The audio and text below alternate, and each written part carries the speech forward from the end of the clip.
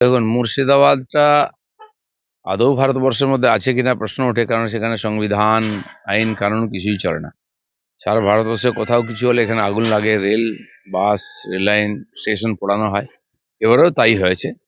আর মমতা ব্যানার্জি সেটাকে মুক্তাঞ্চল করে দিয়েছেন, যে যা ইচ্ছা করতে পারে। এখন তো তার বিরুদ্ধেও চলে গেছে ওরা।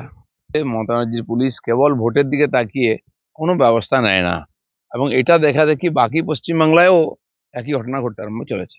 টিএমসি প্ল্যান করে এগুলো করাচ্ছে, ঝামেলা উজ্জতি, যে এখনো যে ফলস ভোটার রয়ে গেছে খসড়া লিস্টে, সেগুলো যেন বাদ না যায়, তার জন্য এই ধরনের ড্রামা করছে ওরা।